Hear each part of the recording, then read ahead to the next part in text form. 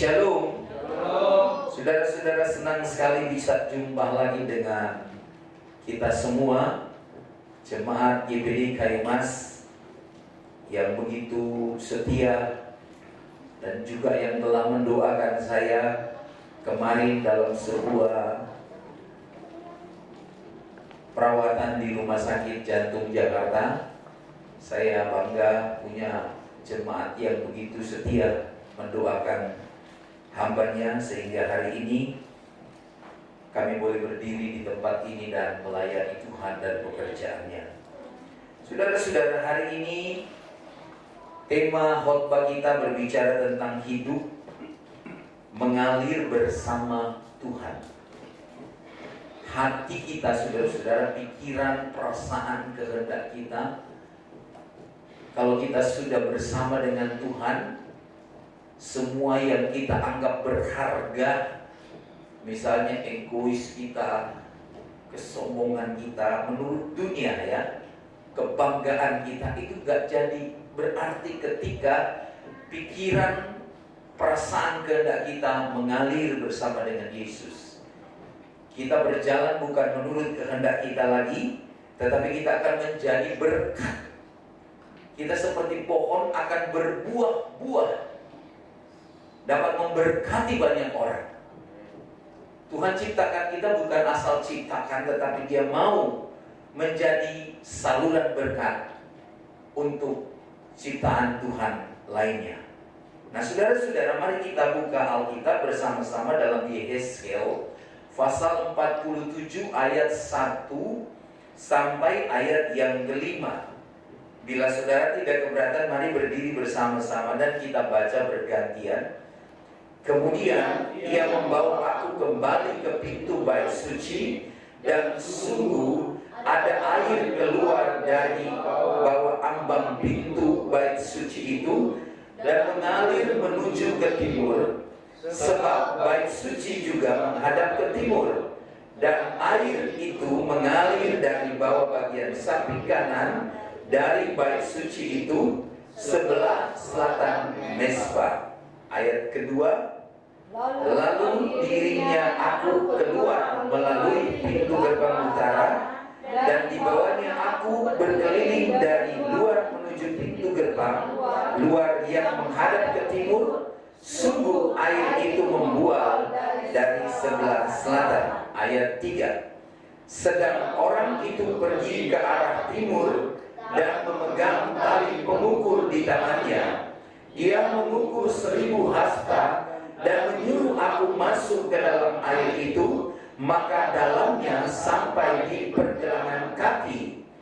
Ayat 4, ia mengukur 1000 hasta lagi dan menyuruh aku masuk sekali lagi dalam air itu. Sekarang sudah sampai di lutut.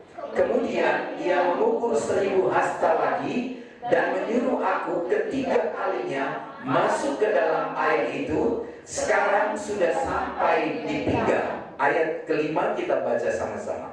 2, 3. Sekali lagi ia mengukur 1000 hasta lagi. Sekarang air itu sudah menjadi sungai, di mana aku tidak dapat berjalan lagi, sebab air itu sudah mendidih sehingga orang dapat berenang. Suatu sungai yang tidak dapat diseberangi lagi. Puji Tuhan. Silakan duduk. Bapak Ibu yang diberkati Tuhan, tema hari ini adalah hidup mengalir bersama Tuhan. Mari sama-sama katakan, hidup mengalir bersama Tuhan. Saudara-saudara, kehidupan rohani umat Tuhan harus senantiasa bertumbuh dari hari ke hari. Yang setuju katakan amin. Amin. Kalau kita nggak bertumbuh kehidupan rohani kita, ini sebuah pertanda bahwa ada sesuatu yang salah. Saudara-saudara, Tuhan rindu supaya sebagai anak-anak Tuhan, sebagai umat Tuhan, bisa berjalan intim dengan Tuhan. Itu merupakan kerinduan Tuhan. Apapun yang dikerjakan saudara-saudara sebagai umat-umat Tuhan. Mari kita belajar untuk selalu sesuai dengan kehendak Tuhan. Hidup yang diberkati, yang ditolong Tuhan adalah orang-orang yang mau senantiasa mengalir bersama dengan Tuhan dalam hidup ini. Saudara-saudara, kita di Yesaya 47 mengajarkan kepada kita untuk hidup mengalir bersama dengan Tuhan. Supaya apa? Supaya pikiran kita, perasaan kita, kehendak kita menjadi sejalan dengan Bapa kita di dalam kerajaan surga, dengan Yesus Kristus penyelamat kita. Ada 4 tahap untuk kita bisa mengalir bersama dengan Tuhan. Mari kita lihat kembali ayat 3. Tahapan yang pertama dikatakan di dalam ayat yang ketiga. Saudara balik ayat 3. Sedang orang itu pergi ke arah timur dan memegang tali pengukur di tangannya. Ia mengukur 1000 hasta dan menyuruh aku masuk ke dalam air itu. Maka dalamnya sampai di mana? Sampai di pergelangan kaki. Saya katakan tadi, Tuhan mau kehidupan rohani kita bertumbuh.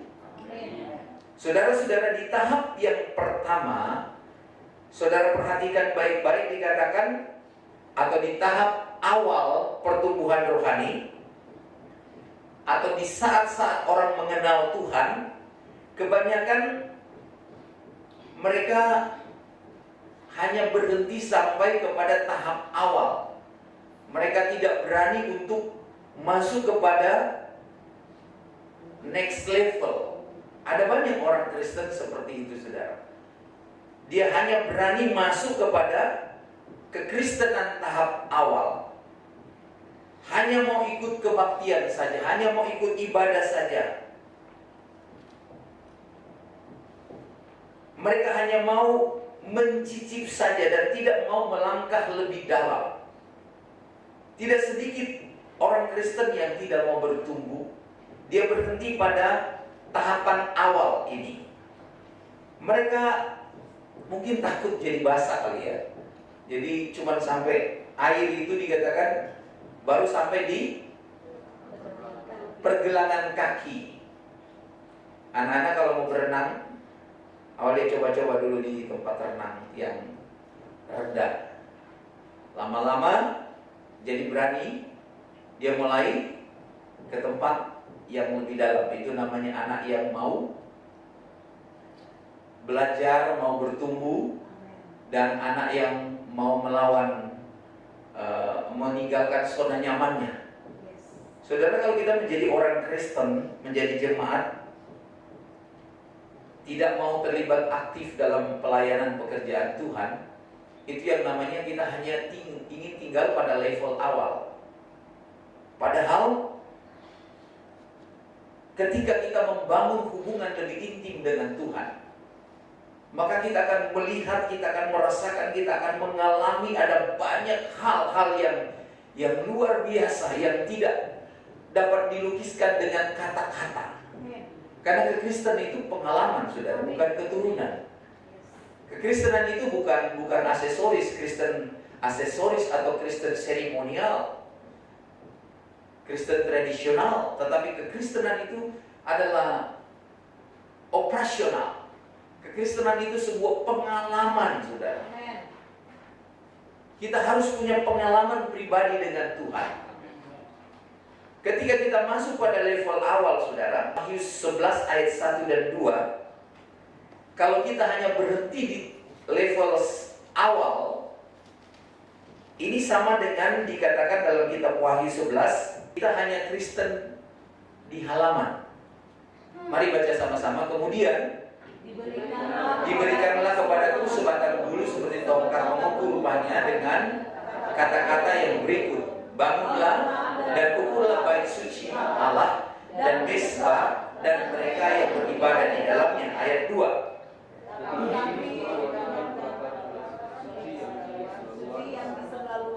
Janganlah engkau mengukurnya, karena ia telah diberikan kepada kepada bangsa-bangsa lain, dan mereka akan menginjak-injak kota suci 42 bulan lamanya. Saudara, jangan tinggal di halaman, jangan tinggal di luar.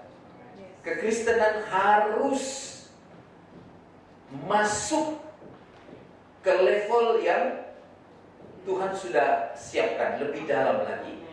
Belajar bahasa Inggris juga kan ada levelnya kan. Semua pelajaran ada levelnya, level 1, level 2, level 3. Kalau di bahasa Inggris mungkin dari pre-elementary, elementary 1, elementary 2, dan seterusnya sampai tingkat advance. Nah, saudara-saudara, marilah kita menjadi orang Kristen yang jangan berhenti sampai ke pergelangan kaki saja. Masih ada the next level yang berikut. Ayat 4. Air tadi masih sampai di pergelangan kaki. Sekarang sudah sampai di mana level 2-nya? Sampai di lutut. Saudara-saudara, Tuhan ingin kita masuk atau melangkah lebih dalam lagi supaya kita bisa masuk kepada tahap level yang lebih lagi. Bukan hanya di halaman, sebab di halaman tadi dalam kitab Wahyu dikatakan itu tidak akan diukur. Jangan jadi orang Kristen hanya sampai di halaman, hanya Kristen KTP saja. Lutut ini berbicara tentang doa, pujian, dan penyembahan. Artinya ketika kita masuk, percaya, menerima Yesus, mau mengalir bersama dengan Dia, kita akan masuk sampai kepada tahap di mana kita mulai hidup di dalam doa, hidup di dalam pujian, hidup di dalam penyembahan. Dan itu bukan sekedar satu ajaran, tetapi akan menjadi gaya hidup kita. Nggak usah lagi didorong-dorong, mari kita berdoa, mari kita memuji Tuhan, mari kita menyembah Tuhan. Tapi benar-benar sudah menjadi lifestyle kita. Orang-orang yang memang sudah masuk kepada level yang dikehendaki Tuhan, di mana air sudah sampai di lutut, bukan lagi di pergelangan kaki. Saudara-saudara, dalam Yohanes 4 ayat 24 dikatakan Allah itu roh, dan barang siapa menyembah Dia harus menyembahnya dalam roh dan kebenaran. Bagaimana kalau kita cuma jadi ikut Tuhan, hanya ya follower saja, ikut saja, daripada gak ada status? Jadi orang Kristen tetapi tidak mengalami namanya kehidupan doa, nggak berdoa. Pernah nggak saudara lihat orang Kristen tapi tidak pernah berdoa? Kita aja kan kalau lupa berdoa kan. Kadang-kala menyembah Tuhan kalau lagi banyak persoalan, aduh rasanya gimana ya. Tapi Tuhan bilang Allah itu roh. Barang siapa menyembah Dia harus menyembahnya dalam roh dan kebenaran, sehingga kita akan mengalami sebuah kehidupan yang lebih intim dengan Tuhan, mulai dibangun. Jadi orang yang berdoa, memuji, menyembah, itu orang yang sedang membangun sebuah keintiman dengan Tuhan. Saudara, apa yang dikatakan oleh Daud dalam Mazmur 62? Hanya dekat Allahku, rasa tenang hatiku. Orang yang mengalami ketenangan ketika dekat dengan Tuhan karena dia mengalami satu tahapan di mana dia mau melangkah lebih dalam lagi, mau masuk lebih intim lagi, mengenal Tuhan lebih dalam lagi. Bukan hanya begitu-begitu saja, pokoknya orang Kristen. Saudara-saudara, sedangkan kita sudah masuk pada tahap di mana air sampai di lutut, itu yang dinubuatkan oleh Yehezkel.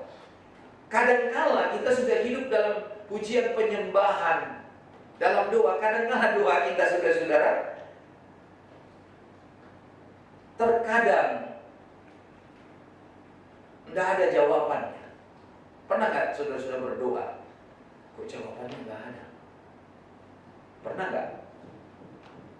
Padahal kita sudah hidup intim dengan Tuhan, tapi ada saat di mana doa kita seperti tidak dijawab oleh Tuhan. Doa yang tidak dijawab Tuhan karena ada yang menghalanginya. Jadi tahapan lutut itu belum level tinggi, saudara, itu baru level kedua. Kalau kita masih banyak yang menghalangi doa-doa kita, coba lihat Yakobus 4 ayat 3. Yang lain boleh lihat Yesaya 59 1 dan 2, itu ayat-ayat referensi. Kamu berdoa juga tapi kamu tidak menerima apa-apa. Karena apa katanya? Karena kamu salah berdoa. Sebab yang kamu minta itu hendak kamu habiskan untuk memuaskan hawa nafsumu. Ada kan orang datang di Jakarta, dia datang sama tantenya mungkin, atau omnya, atau pamannya. Di sana dia mungkin banyak disia-siai. Lama-lama dia berdoa, Tuhan berkati saya. Pikirannya udah macam-macam. Saya nanti punya mobil biar om tante saya lihat tuh, nih rajin ke gereja memuji menyembah Tuhan. Tapi Tuhan bilang, salah motivasimu. Kau dikasih mobil, kau dikasih rumah, kau dikasih suami bukan untuk supaya membalas dendam, tunjukin sama pamanmu, tantemu itu bahwa kamu begini dan begitu, bukan. Makanya kalau kita salah berdoa, doa kita tidak dijawab. Amin, saudara. Padahal kita sudah bergaul intim dengan Tuhan, tapi jangan kita salah berdoa. Jangan sampai ada hal yang menghalangi doa kita. Doa kita sudah betul, tapi kalau ada yang menghalangi, doa kita tidak dijawab. Nah, di situ saudara bertanya, loh, kenapa ya kok doa saya nggak dijawab Tuhan? Tuhan ingin saudara bertumbuh. Amin. Dia mau kita intim dengan Dia. Tapi bukan kita harus berhenti. Wah, Tuhan itu tidak dengar saya punya doa, saya sudah memuji menyembah banyak waktu untuk Tuhan, kok begini jadinya? Masa usaha saya begini-begini terus? Saya sudah berkorban dan sebagainya begini-begini terus. Sekali lagi, ayat ini sudah renungkan ulang-ulang. Kalau boleh pulang ke rumah dan mulai baca ulang. Kamu tidak menerima apa-apa karena kamu salah berdoa. Bukan salah kata-katanya, motivasinya, hatinya yang salah, tujuannya yang salah. Doa itu saudara, Tuhan mengerti kata-kata kita. Biarpun kata-kata kita belepotan, Tuhan mengerti. Ada yang cim-cim kan nyanyi, tapi Tuhan ngerti. Dia agak cadel kalau ngomong. Dia nyanyi lagu apa itu? Bersinar, bersinar, itulah kehendak Yesus. Tapi kasihan dia punya cara ngomongnya agak cadel. Jadi kalau dia ngomong bersinar, bersinar, itulah kehendak Yesus. Kata-katanya bunyinya bersinar. Tapi yang benar bersinar, tapi Tuhan tahu. Kata-kata kita boleh terputus, boleh nggak jelas, tapi Tuhan tahu. Hati kita mau bilang bersinar, bukan bersinar. Daripada orang bilang bersinar, tapi dia hidup dalam bersinar, itu yang salah. Amin, saudara. Jadi jangan sampai kita berdoa, kita sudah memuji penyembah, udah aktif di gereja, kok kenapa sampai hari begini masih begini dan begono. Sudah, sekali lagi, mari kita evaluasi. Tuhan mau saudara bertumbuh di dalam Dia. Dia mau kita masuk ke level yang lebih tinggi. Jangan pernah takut berjalan dengan Tuhan. Saudara yang diberkati Tuhan, Yesaya tadi bilang apa? Yesaya 59 ayat 1 dan 2. Sesungguhnya tangan Tuhan tidak kurang panjang untuk menyelamatkan, dan pendengarannya tidak kurang tajam untuk mendengar. Ayat 2. Tetapi yang merupakan pemisah antara kamu dan Allahmu ialah segala kejahatanmu. Dan yang membuat dia menyembunyikan diri terhadap kamu sehingga ia tidak mendengar ialah dosamu. Jadi kejahatan, dosa, kadang-kadang nggak terekspresi kejahatan, tapi di hati, saudara. Orang bisa merancang kejahatan di hati, nobody knows. Tidak ada orang yang tahu. Ada dosa yang kita perbuat mulus, orang nggak tahu. Tapi itulah yang membuat Tuhan bukan tidak mau jawab doa kita, dikatakan yang merupakan pemisah antara kamu dan Allahmu. Tuhan tidak pernah salah, saudara. Ada kemarin saya baca di Facebook, dia gak percaya temannya itu sudah meninggal dunia. Tapi dia bilang, dia mau bilang apa? Yang saya tahu saja satu hal, Tuhan gak pernah salah. Dalam hatinya dia seperti gak nerima. Tuhan, ibu gembala masih, baru merayakan ulang tahun baru-baru. Kok Tuhan panggil begitu cepat? Ini ibu gembala di Jakarta hampir gak percaya. Tapi di akhir kata dia bilang, ya, satu hal saja yang saya tahu, Tuhan tidak pernah salah. Jadi ketika doa kita tidak dijawab, ingat baik-baik. Ada kejahatan, ada dosa, dan salah berdoa. 3 hal ini ingat baik-baik ya. Pokoknya kalau sudah salah berdoa, artinya bukan salah kata-katanya, bukan. Sedangkan saudara bilang begini, babe di surga. Tuhan ngerti itu bahasa Betawi kan? Iya enggak? Jangan saudara harus susun bahasa Indonesia yang rapi. Bahasa apa aja Tuhan ngerti. Bahkan tidak ada kata-kata, cuma air mata yang mengalir, dia ngerti, saudara. Itulah yang disebut dengan God is omniscience. Allah itu maha tahu. Kalau saya cerita bagaimana pengalaman kami kemarin masuk di rumah sakit Jakarta. Pernah kami datang hanya untuk periksa saja. Hanya beberapa menit saja itu sudah keluar biaya konsultasi 550.000. Tapi Tuhan baik. Dia bilang, Pak, udah Bapak Pendeta nanti saya bikinkan referensi. Dia bikin referensi Ibu Gembala dengan saya ke puskesmas. Kemudian kami balik. Menurut dia lama, sekitar 2 minggu. Ini kok seminggu sudah, kaget dia, kok sudah ada ya? Dan tujuan masuk ke ruang operasi itu hanya untuk kateterisasi. Iya. Tapi langsung pasang 2.000, saudara. Dan saudara, sekali lagi yang menghalangi doa kita adalah salah berdoa, apalagi kejahatan kita, lalu dosa kita. Saudara-saudara, hati dan pikiran juga ini harus dibaharui. Amin. Kadangkala doa kita belum ada jawaban. Karena menurut Roma 12 ayat 1 dan 2, Roma 12 ayat 1 berkata, karena itu persembahkanlah tubuhmu sebagai korban yang hidup, yang kudus, dan yang berkenan kepada Allah, itu ibadahmu yang sejati. Ayat 2, janganlah kamu menjadi serupa dengan dunia ini, tetapi berubahlah oleh pembaharuan budimu, sehingga kamu dapat membedakan mana kehendak Allah, apa yang baik, yang berkenan kepada Allah, dan yang sempurna.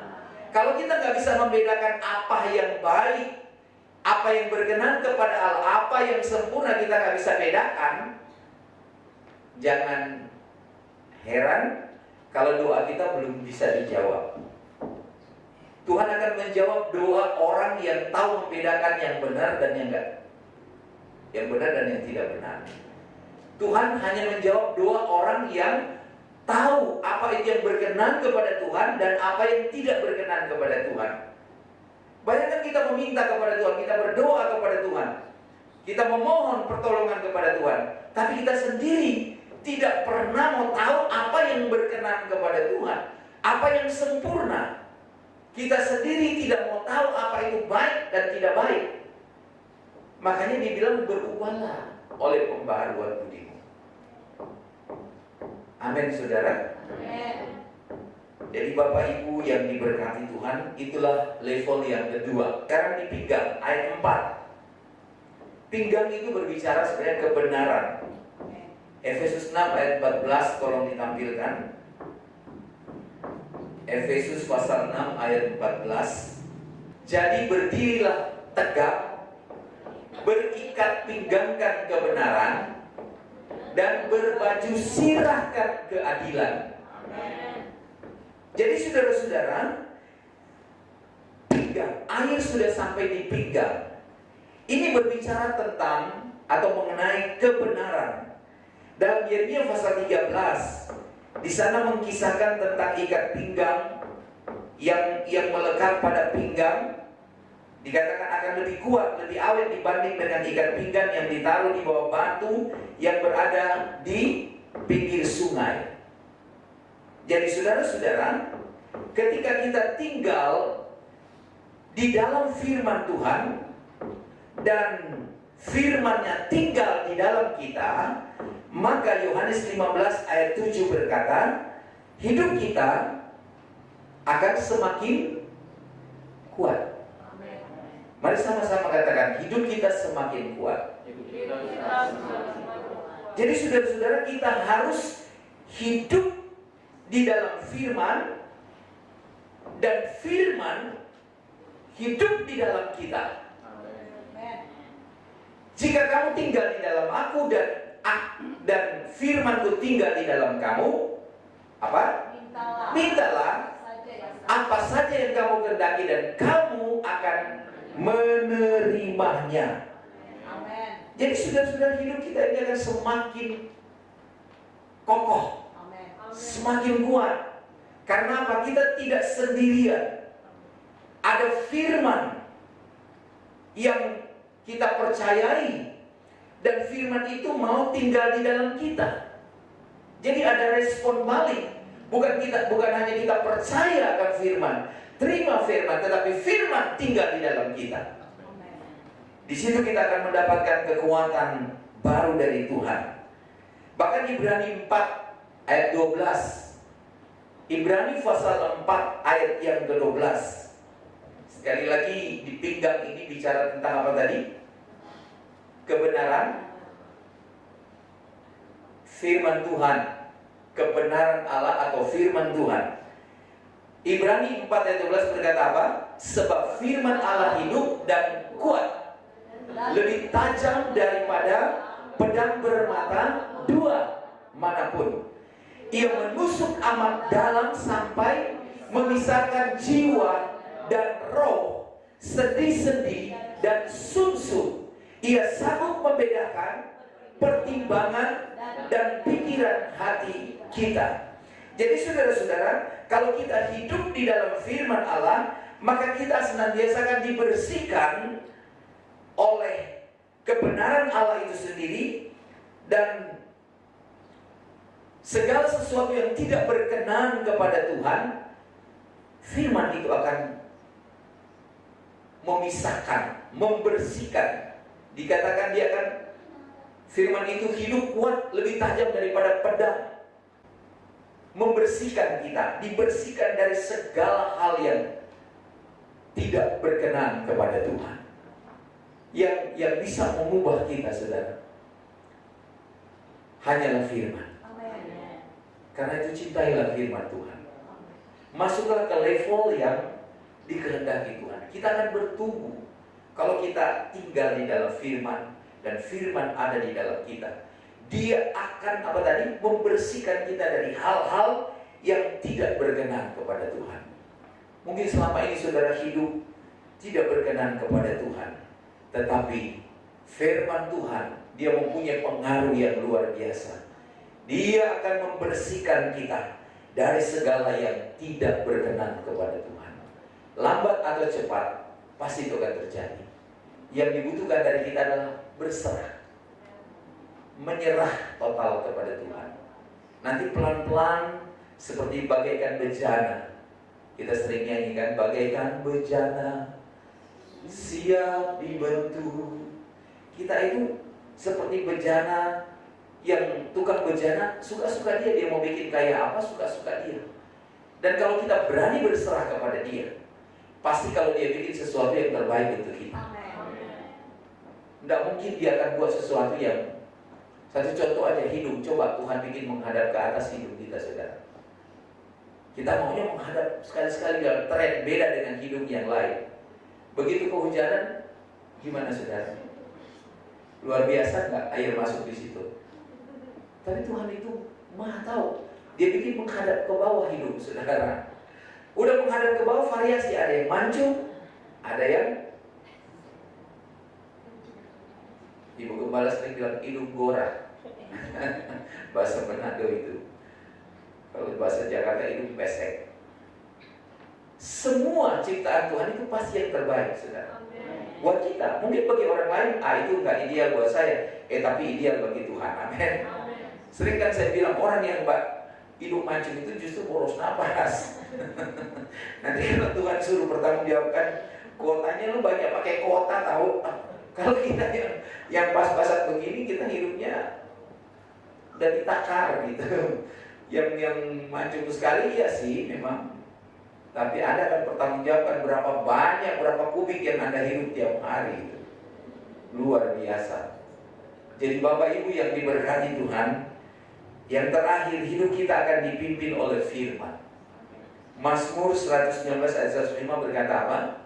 Firman-Mu pelita bagi kakiku dan terang bagi jalanku. Itulah firman Allah.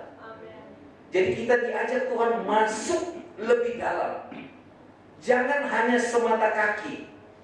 Dia mau kita masuk sampai air di lutut, bahkan sampai ke pinggang. Kalau sudah di pinggang itu bicara tentang kebenaran firman Allah, bicara tentang kebenaran Allah. Artinya orang Kristen yang bertumbuh, yang sampai sudah tinggal di dalam firman dan firman tinggal di dalam dia, sehingga hidupnya dipimpin oleh firman Allah. Alkitab katakan apa tadi? Firman-Mu pelita. Bayangkan saudara, kegelapan ada pelita. Artinya ada terang yang menerangi kehidupan kita. Betapa senangnya jadi anak Tuhan. Kita sering nyanyi itu. Oh betapa senang jadi anak Tuhan. Karena di tengah-tengah kegelapan ada firman yang menerangi kita. Itu yang membuat kita bahagia, itu yang membuat kita senang.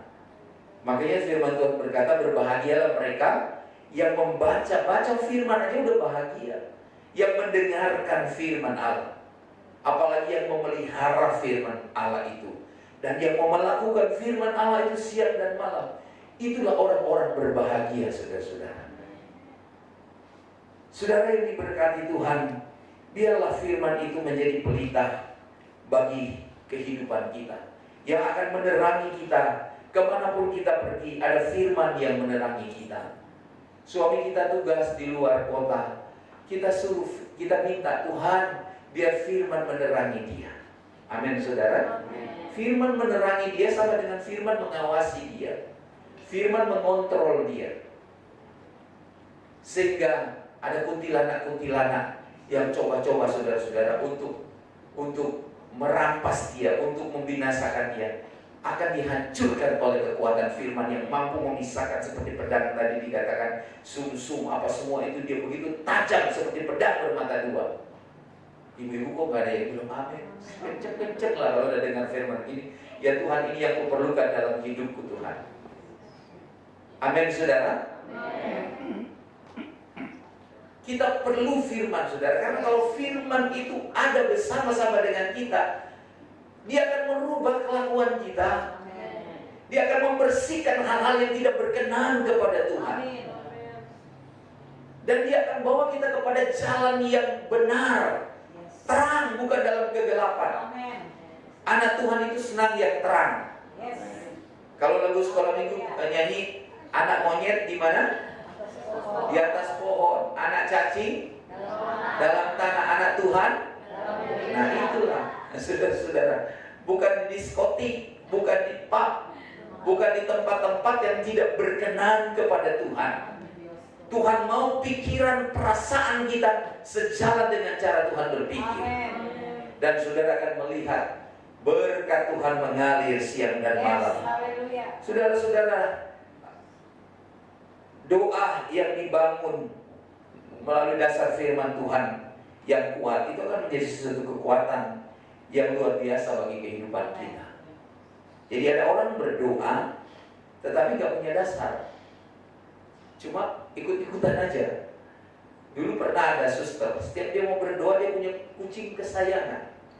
Jadi kalau dia mau berdoa, saudara-saudara, kucing ini agak nakal, suka ganggu ini suster, maka dia harus ikat dulu kucingnya, baru dia berdoa. Nah ada orang lain lihat, oh kalau berdoa ikat kucing dulu. Nah itu namanya, saudara-saudara, kekristenan yang menciplak, yang copy paste. Jadi bukan seperti itu. Tetapi kalau kita berdoa dasarnya firman Tuhan. Mengapa kita berdoa, saudara? Kalau kita berdoa, ketika firman Tuhan itu menjadi dasar, akan menjadi sesuatu kekuatan yang luar biasa dalam kehidupan kita.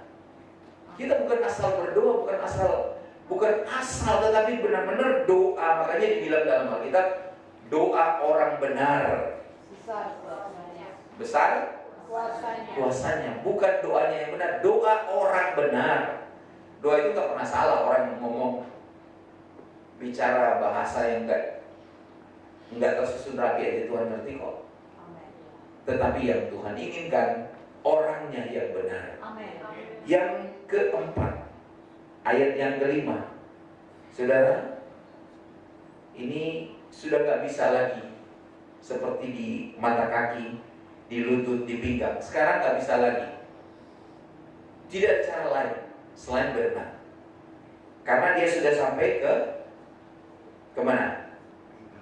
Tidak dapat lagi berjalan. Coba saudara lihat ayat 5. Yehezkiel 47 ayat 5. Sekali lagi, ia mengukur 1000 hasta lagi. Sekarang air itu sudah menjadi sungai, di mana aku tidak dapat berjalan lagi, sebab air itu sudah meninggi sehingga orang dapat berenang. Suatu sungai yang tidak dapat diseberangi lagi. Saudara-saudara, tahapan ini merupakan tahapan di mana tubuh kita sudah basah, dari ujung kaki sampai ke ujung rambut basah. Beda dengan tadi. Ada orang kan kalau mandi ayam ya, suruh mandi enggak mandi biasa anak kecil itu mandi cepat, dia mandi dingin dan sebagainya. Tapi kalau kita sudah berenang, itu dari ujung rambut kepala sampai kaki semuanya basah. Kita nggak bisa dapat menentukan arah lagi langkah kita. Jadi kita cuma bisa terbawa oleh arus. Jadi arus sungai itu akan membawa kita, terserah kemana dia mau bawa. Amen. Kalau sudah di level seperti begini, saudara-saudara, ketika kita melangkah lebih dalam lagi, maka kita akan sampai kepada sebuah tahap di mana kita menyerahkan pikiran kita, perasaan kita kepada Kristus. Filipi 2 ayat 5. Hendaklah kamu dalam hidupmu bersama menaruh pikiran dan perasaan yang terdapat juga dalam Kristus Yesus. Jadi arah dan tujuan kita bukan kita lagi yang menentukan. Katakan amin, saudara. Ini level di mana kita sudah penyerahan total. Arah tujuan kita yang menentukan arus sungai itu. Akhir zaman Roh Kudus akan dicurahkan 2 kali ganda, saudara. Mengingat iblis juga akan bekerja lembur karena dia tahu kedatangan Kristus semakin dekat. Makanya di akhir zaman orang yang jahat semakin jahat, tetapi orang yang sungguh-sungguh akan semakin sungguh-sungguh. Itulah sebabnya saudara-saudara, ketika kita sudah berada pada situasi seperti ini, marilah kita hidup menaruh pikiran, perasaan yang juga terdapat di dalam Yesus Kristus. Bahkan di dalam ayat yang ayat 7, sudah perhatikan. Melainkan telah mengosongkan dirinya sendiri, ya, mengambil rupa seorang hamba dan menjadi sama dengan manusia. Jadi kalau kita sudah pada posisi di mana tidak bisa lagi berjalan, tinggal berenang, kita menundukkan hidup kita di bawah kuasa Kristus. Amen. Bukan lagi di bawah kuasa kita. Kalau dulu kita berkuasa atas diri kita, sekarang enggak. Kristus yang berkuasa. Hidup kita bukan kita lagi, melainkan Kristus yang ada di dalam kita. Makanya saya katakan tadi, segala hak kita Apa yang kita namakan harga diri, wibawa kita, ego kita, kesombongan kita, dan apapun yang bisa kita banggakan, saudara-saudara, tidak lagi menjadi sesuatu yang berharga ketika kita ada pada arus yang dimana kita tidak bisa berbuat apa-apa. Kristus yang mengatur, yang menata kehidupan kita. Nggak berharga lagi bagi kita yang namanya wibawa. Kristus yang lebih berkuasa atas kita. Amin, saudara. Yang jaim-jaim, kalau Kristus sudah rubah jaim kita, saudara. Yang ego, kalau Tuhan sudah rubah, kalau kau sudah masuk kepada level di mana engkau sudah berenang, mengalir, dan arah tujuan bukan engkau lagi yang menentukan. Anda sudah berada pada satu level di mana pikiran, perasaan Anda sudah taruh penyerahan total kepada Kristus. Sehingga kapanpun Tuhan mau panggil kita, enggak lagi persoalan buat kita. Saudara-saudara, memang bicara tentang penderitaan, itu adalah sesuatu yang harus kita jalani.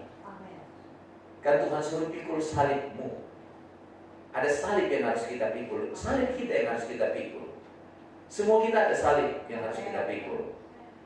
Nah, ketaatan sebagaimana yang dijalani oleh Yesus Kristus dalam Filipi pasal 2. Bagaimana ketaatan Yesus? Dia mati sampai di kayu salib. Dan itu harus menjadi bagian hidup kita. Kita harus taat kepada Kristus. Sampai benar-benar kita mati di atas kayu salib. Artinya semua yang berharga, kebanggaan kita, itu harus disalibkan. Harus tunduk kepada Yesus. Harus disalibkan. Karena salibmu ku hidup. Karena salibmu ku menang. Saudara mau hidup kalau saudara menyalibkan semua yang Anda anggap berharga dulu bagi dunia, semua kebanggaan. Paulus katakan, ku anggap sampah. Dia bangga karena Kristus yang hidup di dalam dia, bukan lagi dia. Saudara-saudara, ketika kita sampai pada tahap atau level di mana kita mengalir bersama dengan Kristus, bukan kehendak kita sendiri lagi yang mengendalikan langkah hidup kita, tetapi kehendak Yesus, kehendak Allah yang senantiasa akan digenapi dalam hidup kita.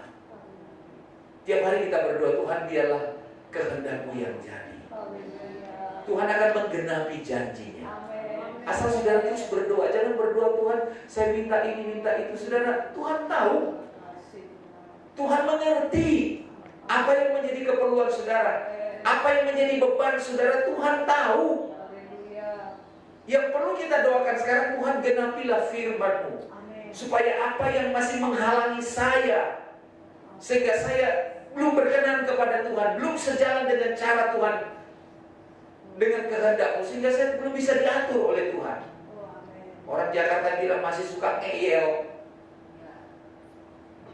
Enak gak saudara hadapi orang ngeyel, saudara?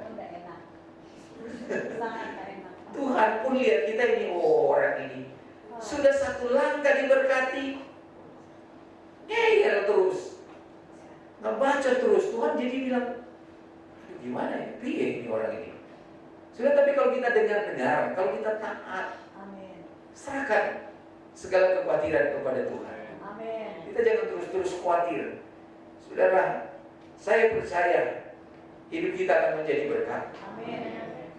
Tuhan akan menggenapi setiap janjinya, dan kita menjadi berkat bagi banyak orang. Kita berdiri bersama-sama, kita baca Yehezkiel 47 ayat 12. Ini adalah kata kunci. Yehezkiel 47 ayat 12 dikatakan sama-sama 2, 3. Pada kedua tepi sungai itu tumbuh bermacam-macam pohon buah-buahan yang daunnya tidak layu dan buahnya tidak habis-habis. Tiap bulan ada lagi buahnya yang baru, sebab pohon itu mendapat air dari tempat kudus itu. Buahnya menjadi makanan, daunnya menjadi obat. Berikan kemuliaan bagi Tuhan kita. Haleluya. Saudara, hidup saudara dan saya akan menjadi berkat bagi banyak orang. Dan nama Tuhan akan dipermuliakan. Jangan sampai hidup saudara dan saya mempermalukan Tuhan. Tapi biarlah hidup kita mempermuliakan Tuhan. Janji Tuhan dia genapi dari hari ke hari. Doa kita selalu dijawab Tuhan. Karena doa itu bukan sekedar minta keperluan kita, tetapi yang terpenting adalah bagaimana kita yang hidup dalam gelap diubahkan Tuhan, kemudian hidup dalam terangnya yang ajaib. Itu yang luar biasa. Tuhan kiranya menolong dan memberkati kita sekalian.